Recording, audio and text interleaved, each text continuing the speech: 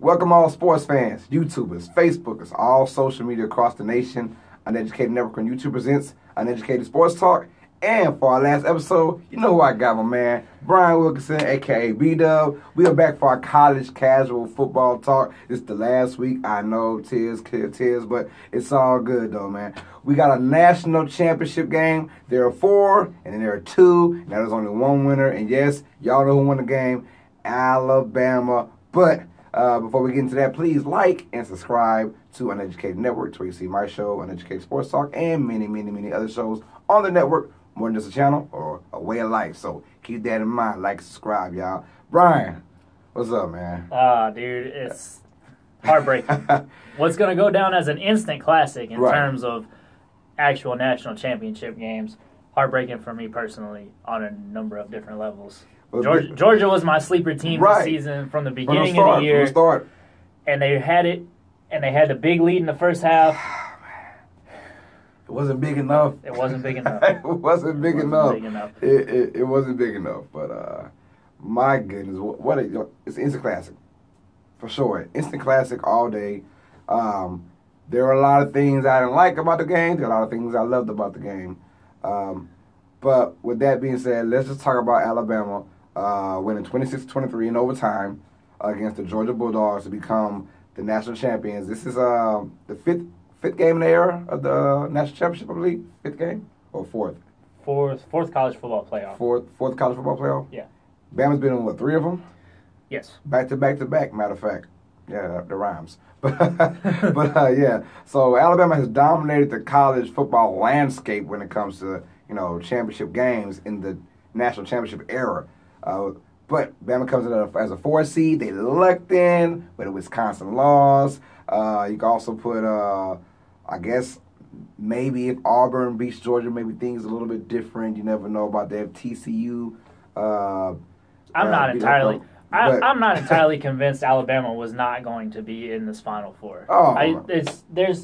They were going to make it in one way or another. Right? Somehow, they were going to get in. I'm officially convinced. Well, I was Wisconsin. We just knew Wisconsin wouldn't be able to beat Ohio State. We had that feeling around the nation, and you knew that Alabama was getting in one or 2 ways or the other. So, but it showed that at least the reason why they're in is because we know what we're going to get.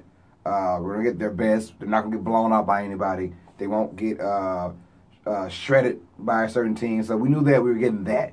You throw in maybe Wisconsin or I don't know who else, but you get a feeling it could be ugly from the start. But Bama being there, we knew we were getting competition. And in this game, they played against Georgia, who, of course, beat Oklahoma in the overtime, which is an instant classic for Rose Bowl. 2 giants colliding together, and it started off Georgia's way. Tell me how you felt about that first half and Georgia's performance against the Alabama offense. It was everything that they could have hoped for. The defense came out and absolutely suffocated Jalen Hurts to the point that he was actually pulled from this game. 1 year removed from winning a national championship, and he's already gone. So that tells you how well Alabama's defense played. Because not Alabama's defense, Georgia's defense. Yeah. Because Jalen Hurts was making plays all over the place all season long. He's one of those guys that can do it with his legs, do it with his arm. And corners had it locked down. The defensive line was handling up on that Alabama offensive line like nobody's business. Raquan Smith and company had it held down, and Georgia opened up a big lead. Big lead in the first half. 13-0 against Alabama. That's big. 13-0 to go into halftime. Matter of fact, with a big donut from Alabama. That first half embodied what Alabama was all about all year, facing against decent competition. Mm-hmm. You know that they can't score. They can barely score against when they faced Auburn. They only scored 14 points. They hadn't had that much of a challenge all year, and when they did have challenges, even against the Florida State team in the beginning of the year, they had trouble scoring the ball. And of course, you knew that Georgia was going to play, good to decent to good defense, and they played great defense. Mm-hmm. And it was kind of funny because Alabama was looking like they were starting to get shredded by Jake Fromm Jake from I was like Jake from State Farm, which is when I say that. But anyways, but Fromm was looking like he was poised. He was poised throughout the whole entire game. It is Alabama's defense, so they're going to give you some kind of fit. But somewhere in that second quarter, it's like they were starting to own Alabama. Bama defensive players are doing more of their hands on their hips, breathing hard now, and getting a taste of their own medicine pretty much.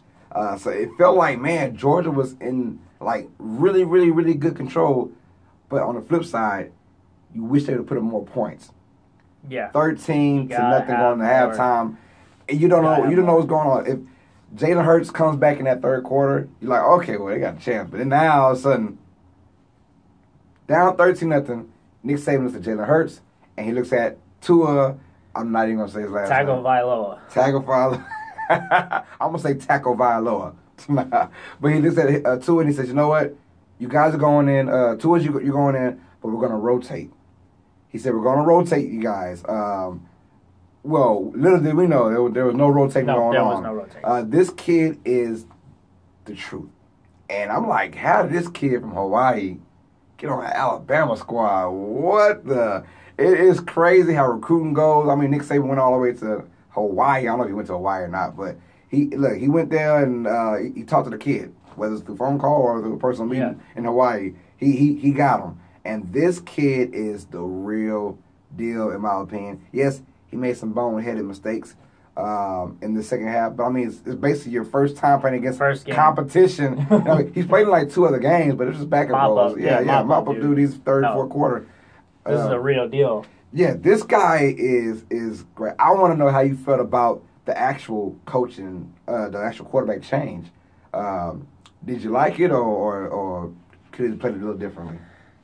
I'm not typically a huge advocate for yanking guys in the middle of a game, but when you have a scenario like this where this is it, win or go home, you pull out all the stops. And if you think that you got a backup that is just as well to do as your starter, then there's no reason not to. You just say, look, man, it's been a rough game for you. We think Tua's going to give us a better opportunity to win, and you go with it and you stick with it, and that's what's important. It doesn't matter what you do. If you decide to make the change, you stick with the change. Yes. But if you decide to keep your quarterback, then you decide to keep your quarterback for the whole game. You can't be – there's no flip-flop 2 ways about it. Either you make the change or you don't. And Nick Saban is one of those kind of coaches. He made a change, and he stuck with it. Obviously, it paid dividends in the end, throwing the big 41-yard touchdown pass in overtime. It was the right call. Jalen Hurts was – I'm not saying he was nervous. He's not nervous at all.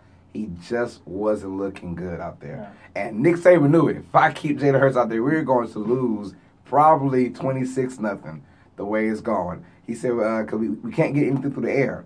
And Georgia was shutting down the run, which is surprising to me.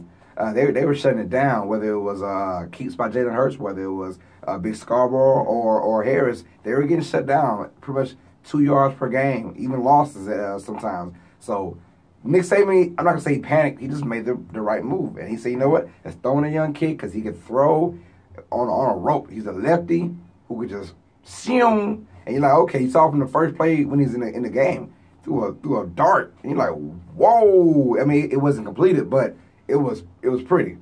And Calvin Ridley, the star wide receiver for Alabama, had a rough go with it in the first 3 quarters. Rough go. Whether he was dropping passes, whether he couldn't quite get there. Miscommunication between him and Jalen Hurts on about 4 or 5 connections. I think the first half they tried to give it to him 7 times. He only had 1 completion for like 9 yards.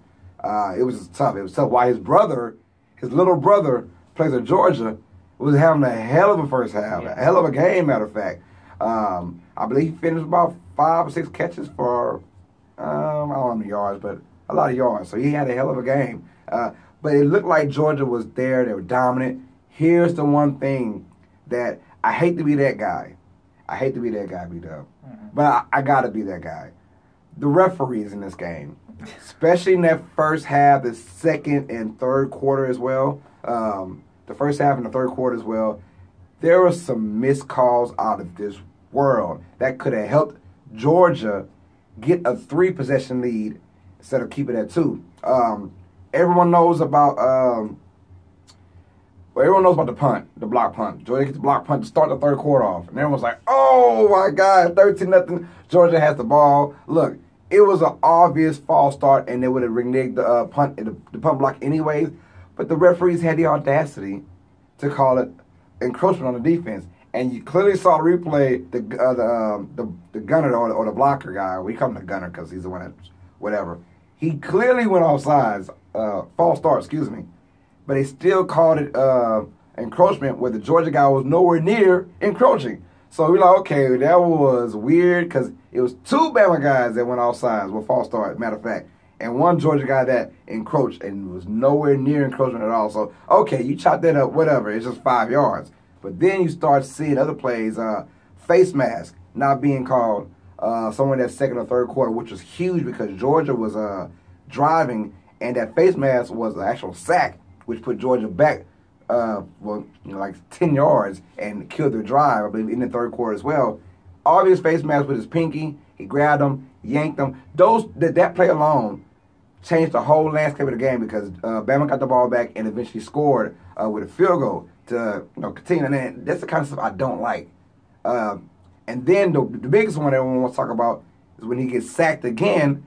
The quarterback gets sacked, and as the Bama defensive player is getting up, he shoves him in the back of his head. That right there, because Georgia at the time was in Alabama territory in the third quarter, getting ready to score something. 3 points, 7 points, and against that team, 3 points, any drive is going to help you out in that second half. Mm-hmm. And that kills all momentum. Look, I'm not rooting for any team, to be honest, Georgia or Bama. I wasn't rooting for them, but then after seeing all that, I was like, you know what? I hope Georgia wins because I get a feeling that the referees are getting paid by Alabama. I just got that feeling. I don't know why. I mean, I could be dead wrong, but there was some obvious missed calls, big opportunities for Bama. I mean, for Georgia to go up 2 or 3 scores late in the game or in the third quarter to at least have some comfort. After that, he gets sacked. The guy gets up and literally pushes his forearm in the back of his neck, like shoves him. The whole crowd's going crazy. I'm going crazy like, oh, that's a flag. It's unsportsmanlike conduct. Nothing. And I hate when games are decided in that kind of fashion.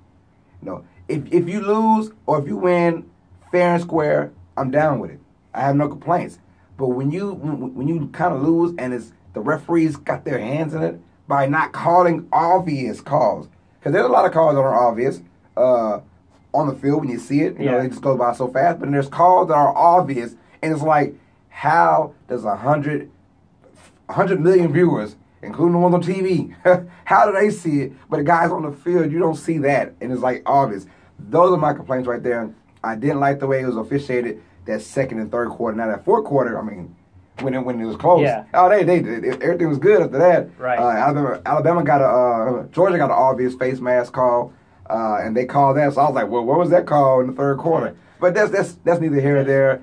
It happens. Bama gets it, ties it at 20, pretty much. I mean, Georgia ties it at 20. Bama actually took a good lead. Took the lead at the end. And you're like, where did this go? Because this kid, Tua, is amazing. He made some boneheaded plays. You knew that. Like you said, first game coming in, he made some boneheaded plays, but he made the boneheaded plays he made up for the spectacular plays he did. When they say number one dual threat in the country, they were lying. I saw this kid. His legs are lively. Big, strong kid. He could have been sacked for like 15 yards in one play, turned a 15-yard loss, literally a 15-yard loss, into like a 30-yard gain. That's how good this kid is. It was amazing seeing that. And then when he throws it with that left hand, it's almost like Tim Tebow-like, but better mechanics. It's just like, shoo! And I was shocked. I said, where's this kid been at? I've seen him being talked about all year. This Tua kid. He's coming. On the bench. He's coming. He's just sitting on the bench. And it's funny, Lane Kiffin was telling his story last night. Was saying, hey, I told Nick Saban should have started that kid from the beginning. But Nick wanted to stay with Jalen. So that kid was amazing. He did his thing. But we go into overtime. I believe is this the first time? Yeah, first overtime. Overtime national championship. Before we get into that, I want to talk about how do you feel about the collapse of Georgia at the end. It wasn't really a big collapse because it is Alabama, and they're going to always stay in the game a little bit. But how did you feel about Georgia giving up that lead? Yeah, typically you don't talk about 2 scores being a large collapse, which is kind of funny. Yeah. When you look back and you think about it, and when you think about games against Alabama specifically in the college realm, 2 scores is a lot. Right. 2 scores is a lot in any game versus Alabama. So it did feel kind of empty because of some of the missed calls and some of the non-calls.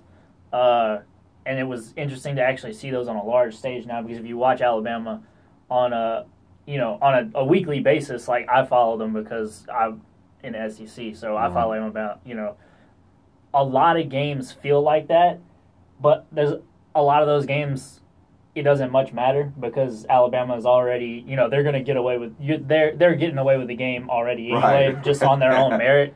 But a lot of games feel like that, and this one in particular felt awful because Georgia had opened up that big lead, and you almost feel like the NCAA wants to protect their golden horse here, right?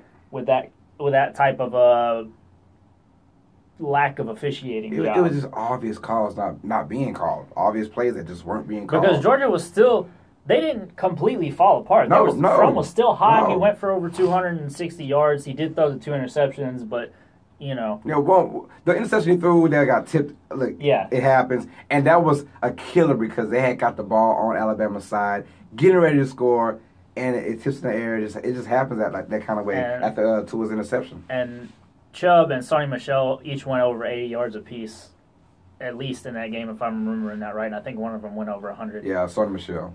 So dominant. It's not like Georgia just didn't go anywhere. It's just they couldn't. That momentum factor. A lot of people are trying to get away from using that term, but this was the prime example of how that can affect a game. Right. Because Georgia was still there, but after they built that big train to stand on, that big, standing up here high on that column over Alabama, and it just kept crumbling away and falling down until you felt it like every play.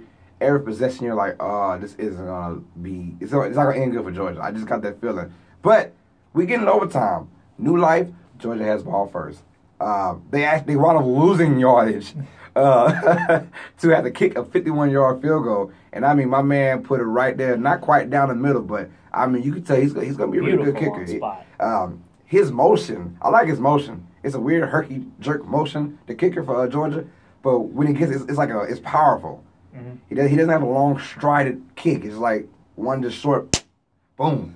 Anyway, it went in there, and he said, well, they just need to stop him. Stopped him because the kicker. Bama had a chance to win the game before in the regulation, and their kicker, I mean, wide left, like he was just the most nervous wreck ever. And he's had, I think his name is Papadopoulos or something, Pop-Tart. Something like that. He missed 2 field goals in this game, but the obvious one was the one to win it all. Bama did a great job of controlling their last possession. They got it down to about the 18-yard line, and Tua always made a mistake in that the third down. They went to run one more play, and he let too much time go off to run a play, so Nick Saban called timeout. 6 seconds left. He even put Jalen Hurts in the game just to run a little quick run with Jalen Hurts to the left and then get down. Yeah. To get it at his spot. To get the spot right. Yeah, to get the spot right. He said he just didn't trust his freshman quarterback at the time. It was weird. But I said, okay. So they think the game is over with. This guy has hit a 38-yarder. Game was over. And you could tell he was a nervous wreck. Poor thing, because when he kicked that ball, it shanked to the left. Boom, from jump. Crowd was going crazy. Georgia has new life. Kirby Smart is on there, fist pumping. And this is a common theme with Alabama. Yeah. They can't get the kickers right. They got everything else right, but the kicker. The kicker is always like, where you get these kickers from? They're like, we don't really need kickers. Spend too much time, Yeah, I guess. But the poor thing, because you say he was nervous. He was sweating. He was just hyperventilating. Whatever. Georgia has new life. Nick Saban is saying a bunch of F words, bunch of 4-letter words. You can see on the sideline. I don't blame him for that. So Georgia gets in. They kick a 51-yarder. It was beautiful. Whatever. Bama gets the ball, and I kid you not, we all know what happened on that first down. Tua goes there, he tries to work his magic. He loses 16 yards on the first play. You're like, oh, My goodness, because you now you're thinking, what are they gonna do? Are they gonna try and because now you're looking at second and 26. Yeah, second and 26. So you're saying, well, do we get conservative and probably throw in the middle, probably get 10 yards and on second down and try and go for a first down on third down? These guys are guts because they went for it all. Because if you miss that play, that second and 26, if you miss that, third and 26, you got to play conservative. Or Georgia knows that you're going deep now. Yeah. That second and 26 is kind of, That's another thing. Props to the play calling in this situation for, one, simplifying the play. Because the first down play, they were trying to make something happen and slide somebody around and get in a hole. They cut that. And then number two, like you said, in the second and 26 situation, you're not expecting someone to try and pop you over the top. So what do? 4 verticals across the board. Everybody line up and run and just simplify it for a freshman quarterback. Make it easy. And I mean, he had the right read, the right play. Everybody knows what happened after that. It was a rope, a left-handed bullet on the money, on the dime, and I do not know what that free safety was thinking for Georgia because he crept on in, and obviously it was a zone because to the cornerback was a zone. The cornerback basically let the receiver go.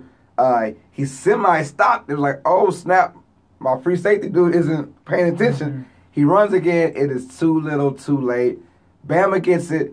They win it in overtime off of, that had to been 41 yards. 41 yards, yeah. That was a beautiful rope, and I didn't see it coming. I didn't. I'm thinking, oh, they're going to have to work and sweat to get this field goal off, and good luck with that. No, on the rope, like you said, perfect play calling because on second and 26, you're not expecting that.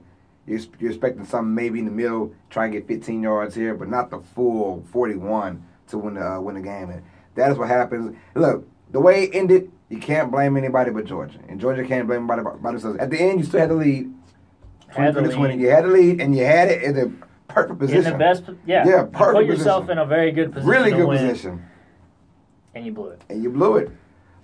On a scale, this doesn't, in my opinion, beat out the last 2 national championship games with Bama and Clemson, just because of how exciting it was. This game had exciting moments, but it also had its dull, okay, what's going on kind of moments. But it was still a good game. It was very, very good. I'm happy that we had this playoff because we've gotten basically 3 straight great national championships. And even Oregon and Ohio State the first year came out was very good until the end of it, the fourth quarter where Oregon kind of imploded. Excuse me. But we've got it now because think about it. If it was the national championship, the BCS version, you're getting Clemson, it would have been Clemson, Oklahoma, which was still probably a good game, maybe. But the Clemson that we got last week, I don't know. Oklahoma probably put a 54 on them as well. Yeah. But it was still a good game. It was 26-23. You can't ask for anything more from a national championship game. But had a lot of head scratching moments from the referees because Georgia had a chance and had plenty of chances. They had everything to make this a 3-possession game, and either from a tip interception to referees not calling things or all those calls on Alabama's side.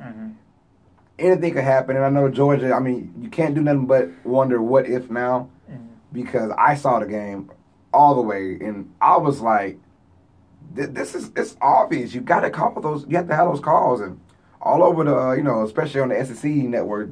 Those Georgia fans, they know it. They're mad, and Bama fans care less. Yeah. So they're like, whatever. So one thing, it's funny because Jalen Hurts the whole entire year we heard about how he had Clemson's national championship on his cover on his phone. Yeah. It's funny now the jokes are running around, and now he has Tua on his phone now because he should because he's coming. Is he done with Bama? Is he done? As a sophomore, is he coming back? Because Tua's got to be the starter next year, right? No doubt. You come in the championship game and you take control of it. You got to be the starter. The question is, where do you go? Because his sophomore season was just such a slump. Like he looked bright at certain times, but you know, when you look at that Alabama offense as a whole across the whole entire season, man, that was nothing like his freshman campaign. Nothing. Sophomore slump was hard on him. We saw Eason for Georgia. He's going to Washington next year. He's got a much better case though. He went out with injury. He got hurt in the third game of the season. So he's like, well, I want to. This is Fromm's team, so he knows it. So I'm going. Same thing with Hurts. This has got to be to his team now. Is Hurts going to go somewhere, or is he probably saying I wasn't going to do that much in the NFL anyway? So I don't think. See, that's the thing though. Even if he does want to progress to the next level, I think the best option for him is still to stay in Tuscaloosa. Okay. Because you never know, right? Yeah. There's no really like. For one, you'd have to go somewhere and learn a whole new system. At this point in the year, he would also be docked a year of eligibility for transfer rules. Yeah. So now you're looking at only one more season to prove yourself to scouts.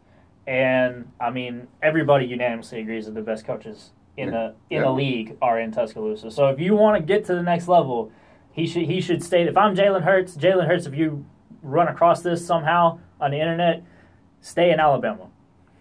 You know, put 2 on your phone. Run. put 2 on your phone and get that motivation. But there is no better situation for him to go to. And let's talk about Tua for a second, man. Classy. You could say he's a humble kid. Everything was about his teammates. It was not about him. It's about his teammates. It's about his faith as well. I was like, God, I hate the way that game ended, man. But, man, that kid is special. And he's humble. And Jalen Hurts as well. Even though in the back of his mind he was like, oh, this is effed up. You know, but whatever. He had to play that role. He got the ring. He won. That's all that matters today. I guess. That's all that matters today. He won. I guess, boy. I'll be mad. I'm mad if I'm him, but it is what it is. It's still the right decision. That's probably why it happened. If they lose, Jalen Hurts kind of like rubbing it a little bit maybe, but now they go out with the bang and they win, and now he's kind of sitting back like, well, there goes my chance of starting for the rest of my career at Alabama. Look, it's been a great season, top to bottom. It started off great. It ended great. This college playoff is only begging and screaming for more than 4 teams. Mm-hmm. You already know next year's the last year of the 4. I can kind of guarantee you that because then the new, what they call that, bargaining and stuff, whatever, they have to change. They only had a certain amount of years for the 4. So next year's the last year. I can almost guarantee they're going to 8, especially with UCF going undefeated now. And people are actually, you know, saying that UCF's the champion. I don't think they really are, but still, you make a case now for 8 in 2 years, and it's going to be lovely seeing more than 4 teams in there because now you have a big case. I always feel bad for that 15 and 16 that left out. I would never feel bad for a 9th team being left out or a 10th team. I just won't feel bad. There's 8 teams that got picked, and you just weren't good enough out of those 8. 4 is a little different. It's still a small group, so you know there are some that are missing out. But it was a wonderful year from start to finish. Bama, of course, being the champions. It's tough because they were 3rd in their conference. That's the whole argument about they were 3rd in their conference and still got in and still found a way to win. But it shows that it's still Alabama. History repeats itself. Yep, right. Right. History repeats itself. So, I mean, with that being said, man, anything you want to say about this ending of the year? For as good as the game was, it was super anticlimactic as an end to the entire season. Even though it was a very, very good game, as an end to the season as a whole, super anticlimactic. But yeah, that's just kind of that's kind of how it left me feeling. Yeah, I was the same way too. I came out of it. I came into it thinking Bama was the better team. I came out of it saying that Georgia was the better team. Regardless, I thought Georgia was the better team from start to finish. Got a lot of bad calls that went their way, that did not go their way, and a lot of calls that went Bama's way that shouldn't have gone. And I'm not that kind of guy to be picky about that kind of stuff, but when it's obvious like that, I got to say something about it. I was very, very, that Big Ten crew, Big Ten been, good God. You think just because you went 7-1 in bowl season, you can just, as a Big Ten competitor, a referee, you want to go ahead and take your shine away. Got your 15 minutes of fame, right? So it is what it is. It was still a good game, but it just left me with a sour taste in my mouth from the referee side. But nonetheless, Bama is still the 2017-18 national champions. Cannot take that away from them now. Nope. And we will see you guys next year. Starting off early. We'll talk about it right before the season starts, probably a week before, and we'll get back into it, man. This has been the first season of the College Casual Football Talk. I got Brian Wilkinson right here. He's coming back for it, and of course myself too. We had a blast, man. Yeah, it was a great season. It was fun. Uneducated Network. This is probably this is my favorite show to come on. I'm not even gonna lie. This is my favorite show as of right now to do, and it's just sad that it's ending. But look, next year's gonna get better, and we got a lot to talk about for next year as well. So that being said, thank you guys for watching College Casual Football Talk. And, this is Brian Wilkinson, and I'm Carlos Clayton. This is Uneducated Network on YouTube. Please like and subscribe to us. It's Uneducated Sports Talk. So, that being said, you know what time it is, Al. Stay smart. Stay uneducated. Till next year. Peace.